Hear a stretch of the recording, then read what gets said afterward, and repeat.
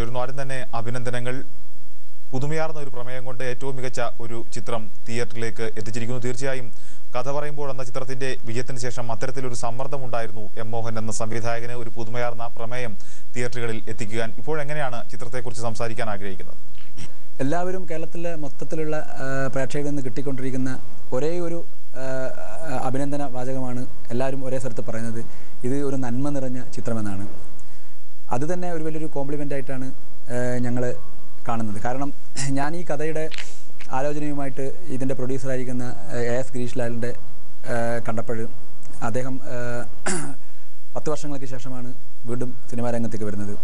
ഞാൻ അദ്ദേഹത്തിൻ്റെ അടുത്ത് പറഞ്ഞത് ഒരു ആലോചന, കഥയുടെ ഒരു ആലോചന തുടങ്ങിയിട്ട് മാത്രമേ ഉള്ളൂ. അത് ഒരു നന്മ നിറഞ്ഞ ചിത്രമായിരിക്കും. വേറെ കളികളും ഗിമിക്സുകളും വേറെ ഒന്നുമില്ലാത്ത സത്യസന്ധമായിട്ട് പറയാൻ ആഗ്രഹിക്കുന്ന ഒരു സംഭവമാണ്. അതേ വാചകമാണ് ഇപ്പോൾ കേരളത്തിലെ എല്ലാ പ്രേക്ഷകരും ആവർത്തിച്ചുകൊണ്ടിരിക്കുന്നത്. ഇതിൻ്റെ പ്രമേയത്തെക്കുറിച്ച് പറയുകയാണെങ്കിൽ ഇപ്പം നമുക്ക് ആദ്യമായിട്ട് നാട്ടുമ്പുറത്തിലുള്ള ഒരു ഗവൺമെൻറ് ഹൈസ്കൂളിൽ പൂട്ടിപ്പോകാറായ സ്കൂളിലേക്ക് ഒരു അധ്യാപകൻ, ചെറുപ്പക്കാരനൊരു അധ്യാപകൻ വരുന്നതും അതിനുശേഷം കുട്ടികൾക്കും നാടിനും ഉണ്ടാകുന്ന മാറ്റമാണ് ഇതിൻ്റെ പ്രമേയം. എന്താണ് ഇത്തരത്തിലൊരു പ്രമേയം?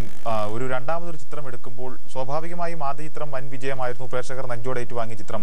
രണ്ടാമത്തെ ഒരു ചിത്രം തയ്യാറാക്കിയപ്പോൾ എന്താണ് ഇത്തരത്തിലൊരു പ്രമേയത്തിലേക്ക് കൊണ്ടെത്തിച്ചത്? എങ്ങനെയാണ് ഇത് സംബന്ധിച്ച കൂടിയാലോചനകൾ ഇത്തരമൊരു പ്രമേയം സംവിധായകന്റെ മനസ്സിലേക്ക് എത്തിയത്? ഇത് സ്വാഭാവികമായും ഞാനൊരു ബേസിക്കലി ഒരു നാട്ടുമ്പുറത്തുകാരനാണ്.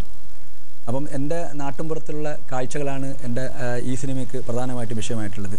പ്രത്യേകിച്ചും ഇപ്പം നമ്മൾ കേരളത്തിൻ്റെ സാമൂഹ്യ മണ്ഡലങ്ങളിലൂടെ യാത്ര ചെയ്യുമ്പോൾ കാണാവുന്ന ഒരു പ്രധാന കാഴ്ച എന്ന് പറയുന്നത് ഒരുപാട് ചരിത്ര പശ്ചാത്തലമുള്ള സ്കൂളുകൾ, സർക്കാർ സ്കൂളുകൾ കുട്ടികളുടെ അഭാവ നിമിത്തം പൂട്ടിപ്പോകാറായിരിക്കുന്ന അവസ്ഥയാണ്. അത് എന്നെ സംബന്ധിച്ചിടത്തോളം എൻ്റെ നാട്ടിലുള്ള പല സ്കൂളുകളും, ഞാൻ പഠിച്ച് ഇറങ്ങിയ സ്കൂളുകളിൽ പോലും ഈ ഒരു അവസ്ഥ ഉണ്ടായിട്ടുണ്ട്. തീർച്ചയായിട്ടും നമ്മൾ അക്ഷരങ്ങൾ പഠിച്ച, വായിക്കാൻ പഠിച്ച, എഴുതാൻ പഠിച്ച, നമ്മളെ ഒരുപാട് ചിന്തിപ്പിക്കുകയും നമ്മളെ ഭാവിയിലേക്കൊരു നാഴികക്കല്ലായി മാറുന്ന ഒരു പ്രധാനപ്പെട്ട സ്ഥാപനമാണ് ഈ വിദ്യാലയം എന്ന് പറയുന്നത്. ആ വിദ്യാലയത്തിൻ്റെ ഇന്നത്തെ അവസ്ഥ കാണുമ്പോൾ പലപ്പോഴും ദുഃഖം തോന്നിയിട്ടുണ്ട്. ഇത് എൻ്റെ മനസ്സിൽ പലപ്പോഴായിട്ട് ഒരുപാട് ചോദ്യങ്ങൾ ഉണർത്തിയ ഒരു സംഭവമാണ്. എന്തുകൊണ്ടാണ് കുട്ടികൾ സ്കൂളിൽ നിന്ന് അപ്രത്യക്ഷമാകുന്നത്? പകരം മറ്റ് അംഗീകാരമില്ലാത്ത പല സ്കൂളുകളിലും കുട്ടികളിൽ താങ്ങാനാവാത്ത ഫീസ് കൊടുത്ത് പഠിക്കാൻ വേണ്ടിയിട്ട് ശ്രമിക്കുന്നു.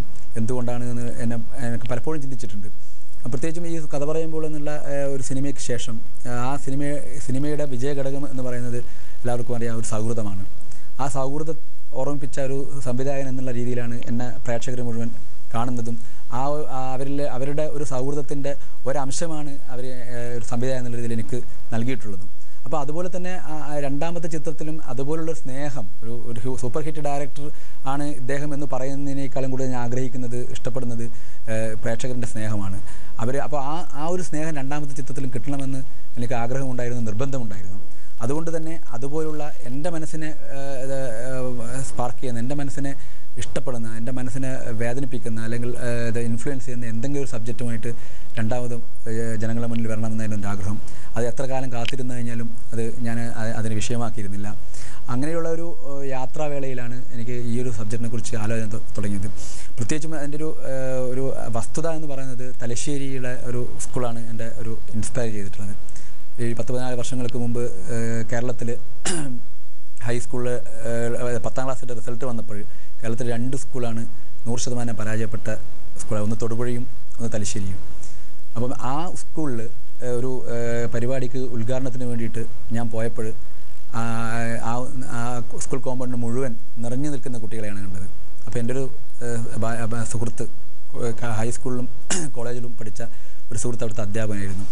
അപ്പോൾ ഞാൻ ചോദിച്ചു അദ്ദേഹത്തിൻ്റെ അടുത്ത്, ഇപ്പം നല്ല കുട്ടികളൊക്കെ ഉണ്ടല്ലോ, പണ്ട് ഇതുപോലെ ഒരു ദയനീയമായി പരാജയപ്പെട്ട സ്കൂളാണല്ലോ ഇതെന്ന്. അപ്പോൾ അദ്ദേഹം പറഞ്ഞു 4 വർഷങ്ങൾക്ക് മുമ്പ് ആ സ്കൂളിൽ പരീക്ഷ എഴുതിയ 10ാം ക്ലാസ്സിലെ പരീക്ഷ എഴുതിയ എല്ലാ കുട്ടികളും ഉന്നത വിജയം നേടുകയുണ്ടായി.